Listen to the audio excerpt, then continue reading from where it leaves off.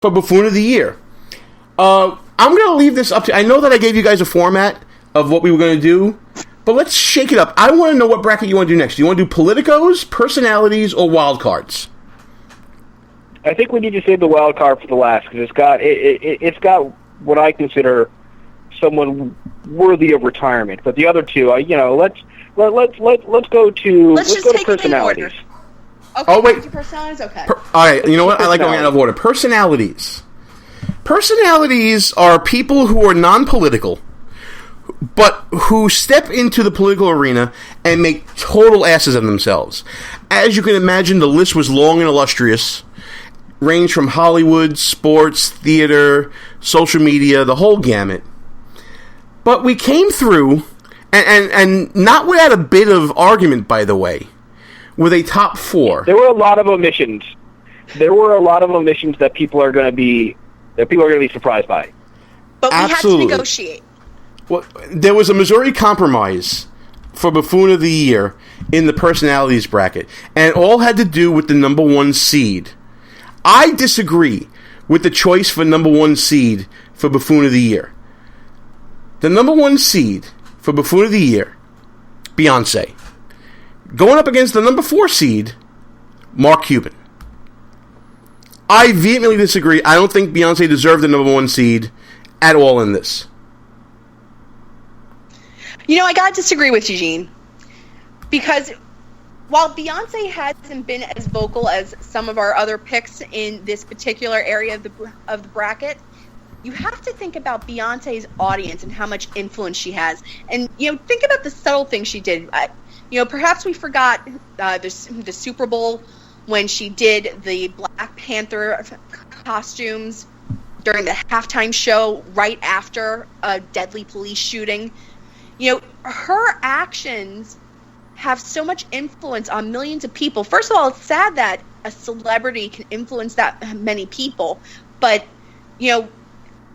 that's the reality of it. And if you have that much influence over people, you would think you would be measured in what you say. You think that you would have a good, strong message, but that hasn't been the case. And in the 11th hour of the election, Hillary Clinton called upon Jay-Z and Beyonce to rally voters as if that was somehow going to be the magic key to turn everyone out. So while Beyonce might not have the outrageous performances that some of our other picks do, it's the scale that matters here. Matt, your thoughts? Well, scale is an issue. I mean, I'm with Gene on this. A lot of the people who were part of the conclave, part of the C-15, were all about Beyonce. So, my prediction is that she's going to have legs. She's going to have long, beautiful, glorious legs. Snap out of it. Snap out of it. Snap out of it. But, like I said, I don't think that, she's an artist. She's a performing artist. She's going to do stupid things as being, getting attention is her job. It's literally her job. So I disagree with her being this high, but, I think Amanda's point about, the Super Bowl show directly after a police shooting showed a little bit of tone deafness that was kind of buffoonish. I can see her being on the, I see her in the mix in the top 4. There's no doubt about that. Now, again, I'll let you know who my number 1 pick is with the next selection here. Mark Cuban. Matt Fairley was big on Mark Cuban, right? He really just kind of, again, this is to go back to the theme, this was a real kind of double down,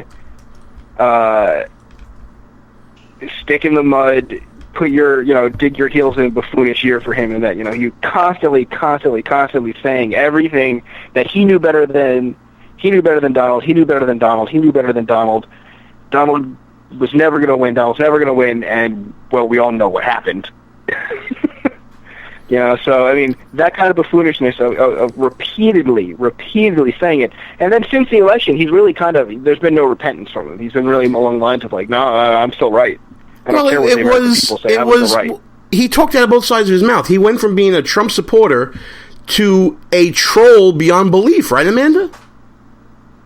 Absolutely. I mean, this is the man who swore up and down that if Donald Trump were to win, the economy would crash and the entire world would be in pieces. Not only has that not happened, my stocks have actually been doing extraordinarily well since Trump won, just as a sidebar.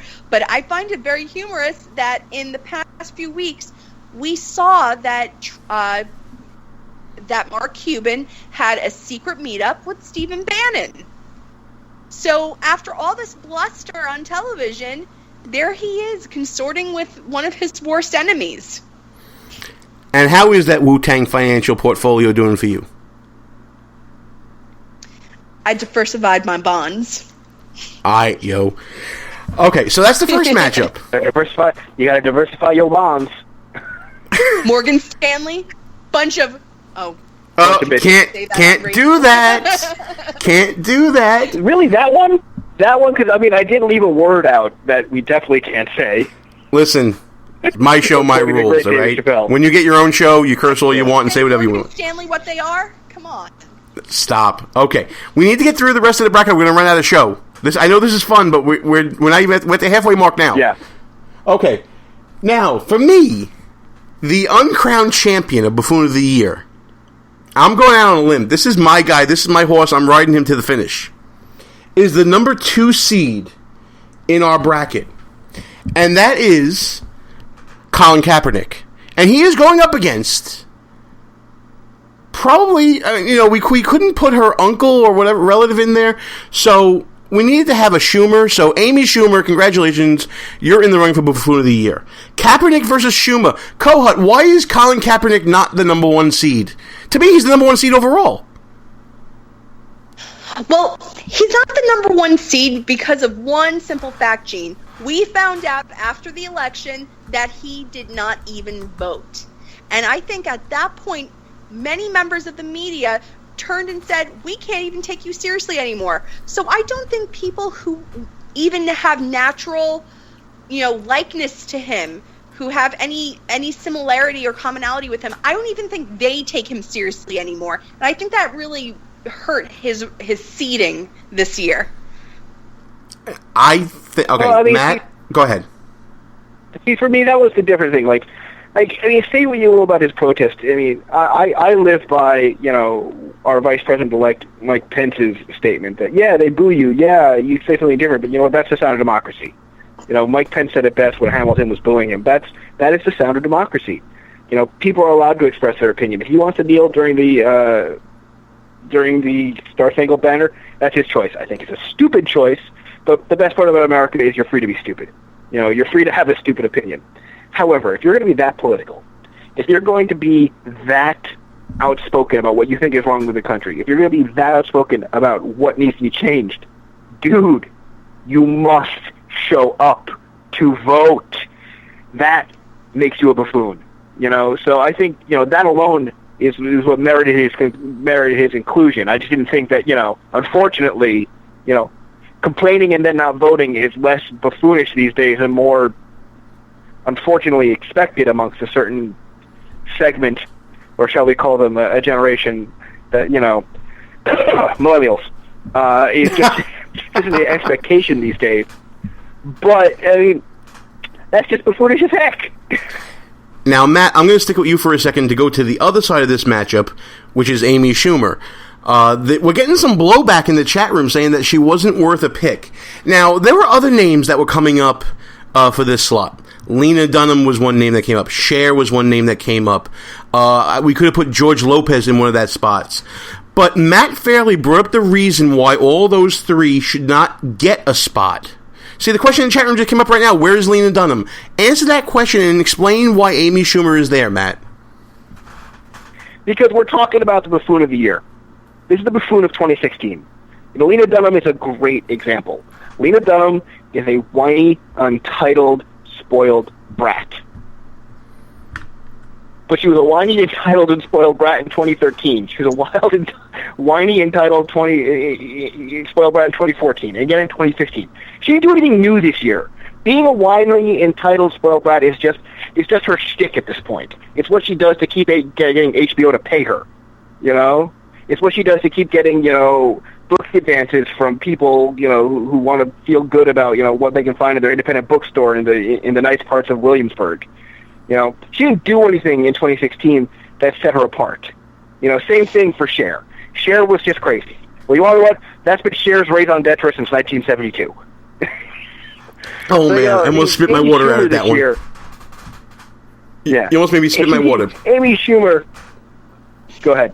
No. Amy Schumer is the exception that proves the rule. Amy Schumer this year, this is the year where she finally took it too far. She finally took her act too far. She finally, just was too offensive. She was too much of a... it's not politically incorrect because it was just stupid. And then what she did was, she did what everyone else does that makes you a buffoon. She dug her heels in. She offended people and dug her heels in and gave the non-apology apology of, well, I'm sorry if you were offended. I mean, that is the stupidest thing ever. And that is why she lost money doing it. She finally did something. Yes, and exactly. She lost money doing and it. And that is exactly why she was included this year. And as the founder of the Sharpton scale, I put a veto down. Yes, his scale, his rules. Amanda, what do you think about this matchup? I think Amy Schumer is a stronger candidate than anyone here is giving her credit for. You have to think about the things that she did throughout the year that weren't necessarily about the election. We could talk about the walkout during her Florida show, but I was thinking about other things when I nominated Amy Schumer. I was thinking about the fact that she told jokes about Hispanics. She said, how did her joke go? She said, I used to date Hispanics, but now I prefer consensual. She would say things like that and then follow it up by saying things about how we need to not be offensive, we need to be inclusive. So not only was she hypocritical, but she's also tone deaf to the very things she was saying. And that's the worst part, because she would then vilify Donald Trump for what he would say, we need to get rid of the Mexicans who are rapists, and then she's making jokes about it to try and make money off it, and that's just a terrible year for her. All right. Yeah, and I have to say, if you go to, BuzzFeed, if you go to The Cut, places where millennials like to congregate, even millennials are sick of her. Even they are saying that she's gone a bridge too far and that she has completely lost touch with reality. When your own has turned against you, buffoon. All right, time to move on, guys, because we're not running that low on time, but we still got to get to half the bracket here, and we got less than half the show to do it. Time to talk about politicos. These would be political candidates, party politicians, partisan politicians, and a whole bunch of them could have been nominated. Obviously, many of them have been retired. Barack Obama, Eric Holder, and many others. Hillary Clinton, of course, we mentioned at the outset of the show. But we came up with 4, again, a little more nuanced than most. But I think we have a fearsome 4 here. The number 1 seed, and who else really could it be? Donna Brazile, former CNN contributor, vice chair of the DNC, who got caught up in so many different things in this election, versus a name you may not know, but if you're a wonk like us, you know her. The number 4 seed is Clinton confidant Cheryl Mills.